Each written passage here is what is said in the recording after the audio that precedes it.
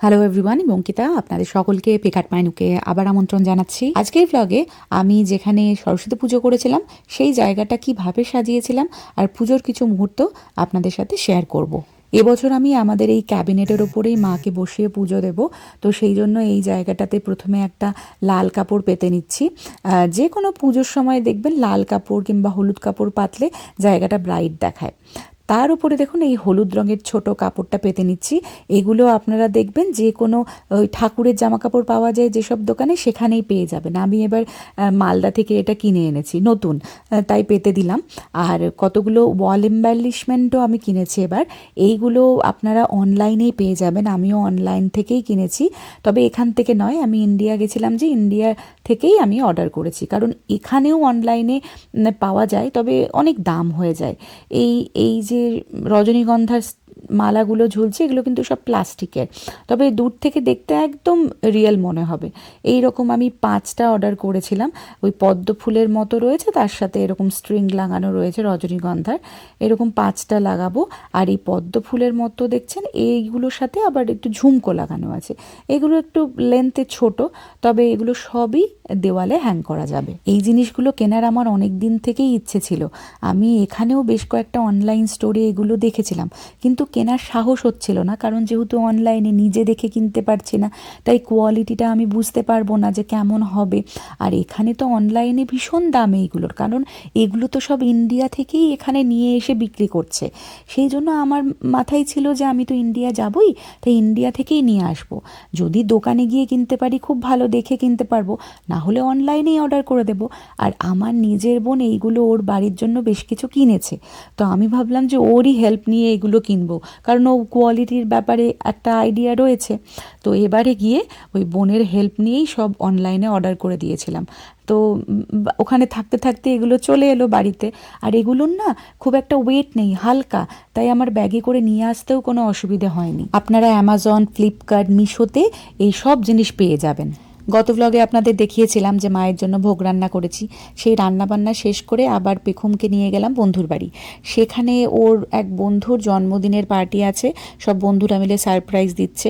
সেখানে ওর 2 ঘন্টা থাকবে আর কি।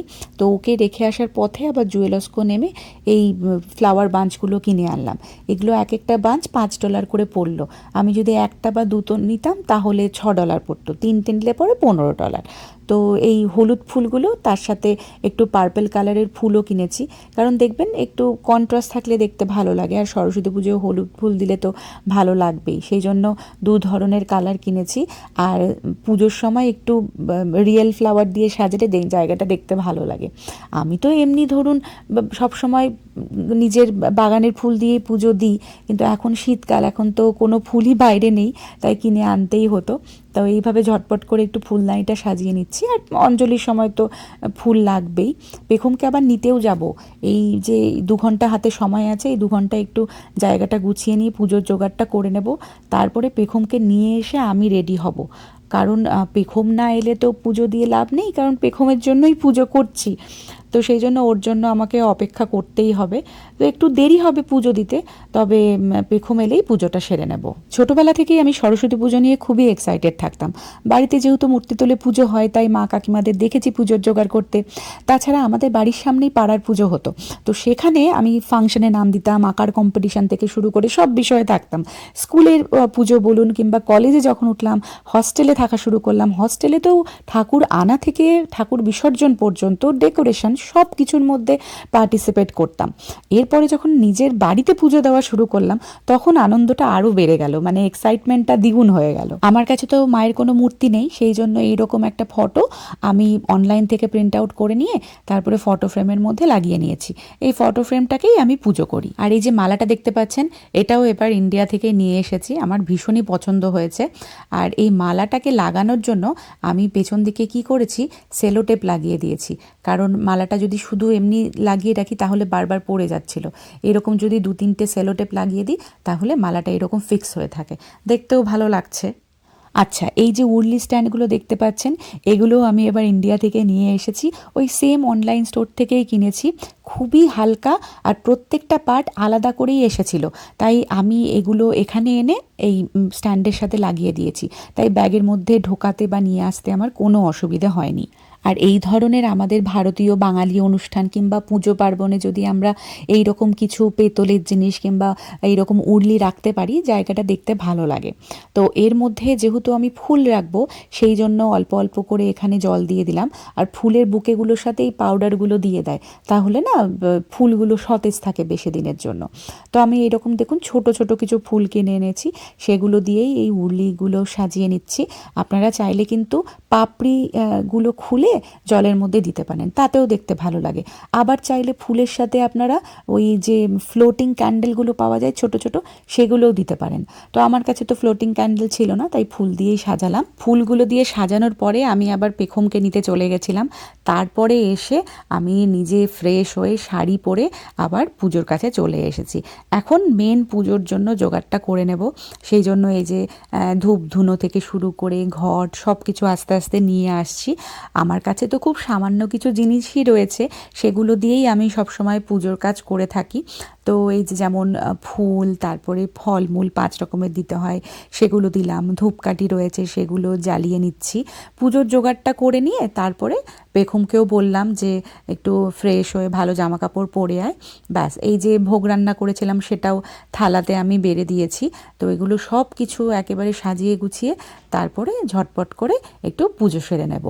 দেখুন, এখানে তো সব নিয়ম মেনে পুজো করা সম্ভব নয়, কারণ আমার কাছে সব জিনিস নেইও। পুজোতে তো অনেক জিনিসপত্র লাগে, সেগুলো আমার কাছে নেই। তবে আমি প্রত্যেক বছর নিজের মতো করে ঘরোয়াভাবেই পুজো দিই। অবশ্যই দেশে থাকলে আমি আরও নিয়ম পালন করতে পারতাম, পুরোহিত দিয়ে পুজো করাতে পারতাম, যেগুলো পুজোতে দরকার হয় সেগুলো সব হাতের কাছে রাখতে পারতাম। কিন্তু আমার কাছে যা রয়েছে তাই দিয়েই আমি ভালোবেসে ভক্তি ভরে পুজো করি, আর আমার কাছে মনে হয় সেটাই সবচেয়ে বেশি ইম্পর্ট্যান্ট। এই যে ছোটবেলা থেকেই পেখম দেখতে পাচ্ছে যে বাড়িতে সরস্বতী পুজো করছি, আমি ওকে জানিয়েছি যে কেন আমরা সরস্বতী দেবীর আরাধনা করে থাকি। আমাদের বিদ্যা বুদ্ধির দেবী হচ্ছে সরস্বতী মা। তো এইসব জানার পর ওর খুব ভালো লাগে। এখন তো বড় হয়েছে, এখন তো অনেকটাই বুঝতে পারে। তো আমার নিজেরও খুব ভালো লাগে যে কিছুটা হলেও আমি আমাদের ট্র্যাডিশন, আমাদের ঐতিহ্যকে তুলে ধরার চেষ্টা করছি। শেষ পর্যন্ত পুজোটা ভালো মতোই দিতে পেরেছি। রান্নাবান্না করলাম মায়ের জন্য, পুজোটা যতটুকু পেরেছি সাজিয়ে গুছিয়ে দেওয়ার চেষ্টা করেছি। আজকে নীলাদ্রি থাকলে অবশ্যই আরও ভালো লাগতো, ও থাকতে পারলো না এবছর পুজোতে। তবে আশা করছি নেক্সট ইয়ার থাকবে, নেক্সট ইয়ার একসাথেই পুজো দিতে পারবো। আর তবে আসলে আজকে খুব ব্যস্ততার মধ্যেই আমার দিনটা কেটেছে, যেহেতু সন্ধেবেলা আবার পেখমকে নিয়ে বেরোতে হলো, ফিরলাম, খুব তাড়াহুড়োর মধ্যেই পুজোটা করলাম। তবে একটা আলাদা স্যাটিসফ্যাকশন হচ্ছে যে আলটিমেটলি পুজোটা ভালো মতো করতে পেরেছি। আজকে সারা দিন রান্নাবান্না করে পুজোর জোগাড় করে দিনের শেষে খুবই ক্লান্ত হয়ে পড়েছিলাম। প্রথমে ভেবেছিলাম বেশ সুন্দর করে শাড়ি পরবো, সাজুগুজু করবো, অ্যাস্থেটিক্যালি ভিডিও বানাবো, ছবি তুলবো, কিন্তু বিশ্বাস করুন কিচ্ছু করতে পারিনি। মানে এত টায়ার্ড লাগছিল। কোনো রকমে কয়েকটা ছবি তুলে আমি ফেসবুকে আপনাদের সাথে শেয়ারও করেছিলাম। সেখানে আমাদের পরিবারের সদস্য আরশি, আমার ছোট বোন হয়, ও আমাকে লিখেছে, অঙ্কিতা দি একটু সাজুগুজু করলে না। বিশ্বাস কর আমার একেবারে এনার্জি ছিল না। মানে আমি দিনের শেষে ভাবছিলাম যে কিভাবে আমি পুজোটা করব, আমার তো কোনো এনার্জি নেই। তার মাঝে এখন নীলাদ্রিও নেই, তাই সব কাজ আমাকে একাই সারতে হচ্ছে। পেখমকে নিয়ে গেলাম বন্ধুর বাড়ি, সেখান থেকে এলাম। তো সব মিলিয়ে না সময়টাও হাতে খুব অল্প ছিল, আর খুব তাড়াহুড়োর মধ্যেই পুজোটা সারলাম। তবে চেষ্টা করব নেক্সট টাইম একটু সময় হাতে নিয়ে নিজে রেডি হয়ে পুজো দেওয়ার। আশা করছি আজকের এই ব্লগটা আপনাদের ভালো লেগেছে। নতুন ব্লগ নিয়ে খুব শিগগিরই আবার দেখা হবে। ততদিন সকলে ভালো থাকুন, সুস্থ থাকুন। আবার আসবো ফিরে। বাই।